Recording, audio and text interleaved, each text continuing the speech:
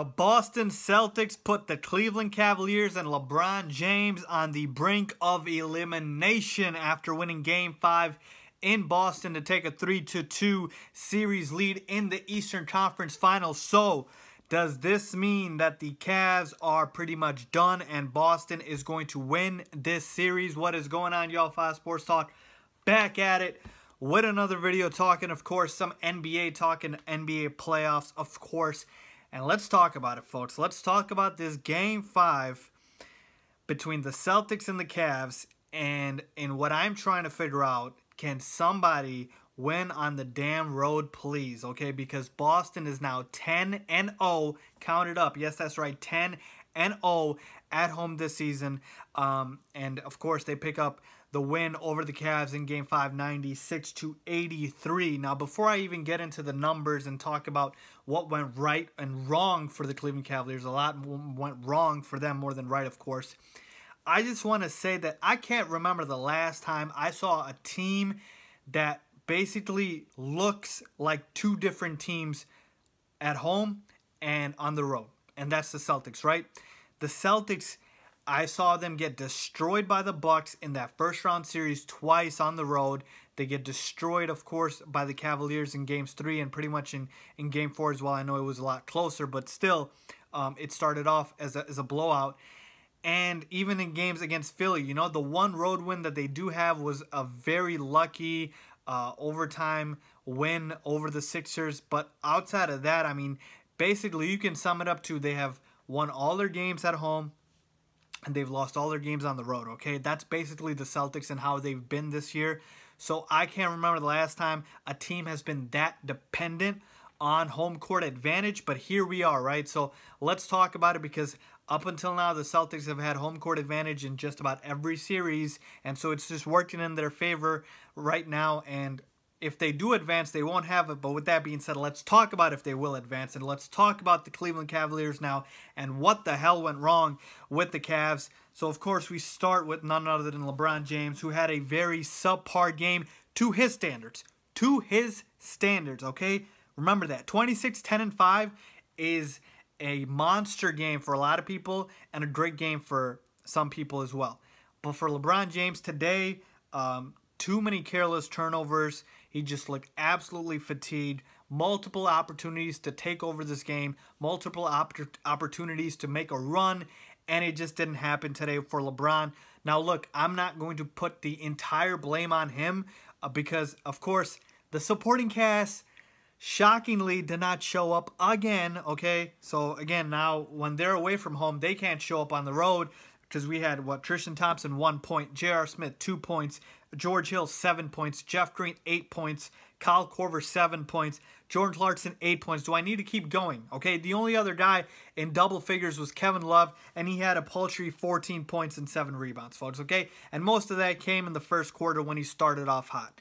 So LeBron got next to no help, but I do want to say that there were chances where he could have taken over this game, but he just looked fatigued, folks. LeBron looked absolutely gassed, and he just could not pull anything out from himself to make a run in this game. And when you saw that, you just knew it was trouble for the Cleveland Cavaliers.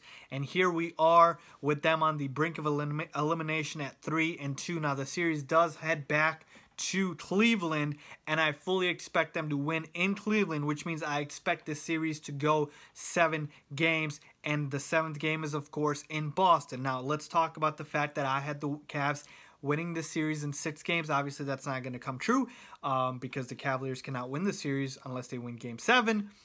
Well, they need to win Game 6 anyways. But do I still think the Cavaliers will win this series?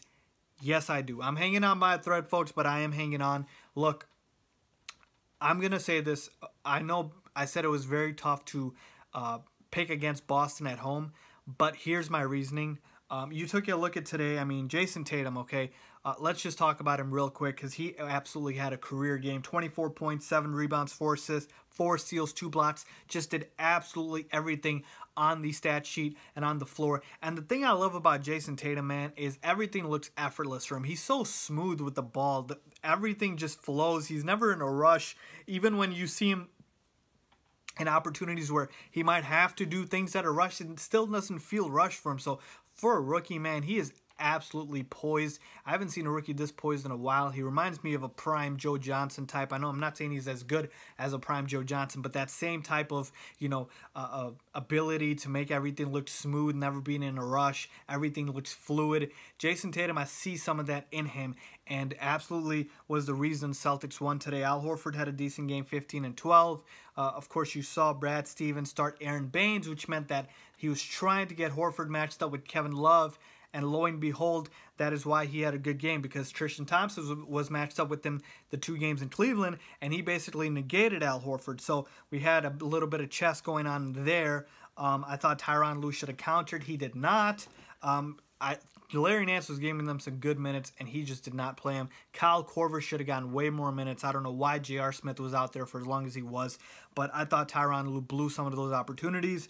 You had Jaylen Brown chipping with 17, Smart 13, Marcus Morris 13. Again, this is the difference between the Celtics and the Cavs. Cavs have one guy that routinely shows up. The Celtics have multiple guys that always show up, and if it's not Tatum one night, it's going to be Brown the other, it's going to be Rozier the other, it's going to be Marcus Morris, Marcus Smart, Al Horford, and on and on. You get my point. But the reason I'm hanging on by a thread over here and talking about Game 7 is I believe we're going to see LeBron James put on one of those classic type of performances. Now look, I'm just picking the Cavs to win in 7. Just because of LeBron James. And I know I'm jumping the gun here because we haven't even gotten to Game 6 yet, but I fully expect Cleveland to win Game 6, like I said. There's no reason to think Boston will win Game 6 because they have shown no ability to win on the road. And in that same vein, you could say, Fives, why the hell are you picking them against them at home? Because they have shown that they're unbeatable at home. Well, you're right, okay? But again, to me, if I didn't go out on a limb and go with my gut sometimes, I don't think I would be honest with myself, because here it's just a gut call, folks. And you might just be saying you're just picking him because of LeBron. You could say that, and it's pretty much kind of true, because to me, I can't bet against LeBron James. Now, if it was the Warriors or the Rockets in the finals and we're talking about Game 7, now it's a completely different story. But this is still a Celtics team without 2 of their best players in Gordon Hayward and Kyrie Irving. This is still a Celtics team. This is still very young, very inexperienced, but they do have the better coach in the series. They have the better supporting cast, and they have home court advantage, so that has worked in their favor. Look, I'm going out on a limb here. Do I feel confident about it? No. Everything tells me the Celtics will probably win Game 7, or they should win Game 7, but I have LeBron James on my side. Now, if he's gassed, I'm out. If LeBron James is not able to, get the requisite ability to play in that game and not be so tired because he's been playing so many minutes, I'm out on that, because, of course, LeBron can't play. We're done here. But the Cavs today had so many opportunities to win, and that is another reason why I think they can win in Boston, because the game was just there for the taking. I mean, we're talking careless plays by the Cavaliers, 15 turnovers for the Cleveland Cavaliers. They missed 7 free throws. They got out-rebounded, and they were still in the game. They were still in the game. At any point, it could have gone from an 8-point game, 6-point game, and it, Marcus Smart would hit a 3, Rozier would hit a 3, Tatum would hit a 3, and it'd be back up to 14. You get my point. The Cavaliers had ample amount of opportunities to win this game. It was not a blowout. That's the difference here. Cleveland was blowing the doors off the Boston Celtics in Cleveland. The Celtics did not blow the doors off the Cavs in this one. I do believe the Cavaliers could have won this game. They just did not take advantage. So there you have it, folks. No, I do not think the series is over. And no, I do not think the Celtics are winning the series. I'm still picking Cleveland to win the next 2 games and advance. Let me know what you guys think. Leave a comment down below if you agree or disagree.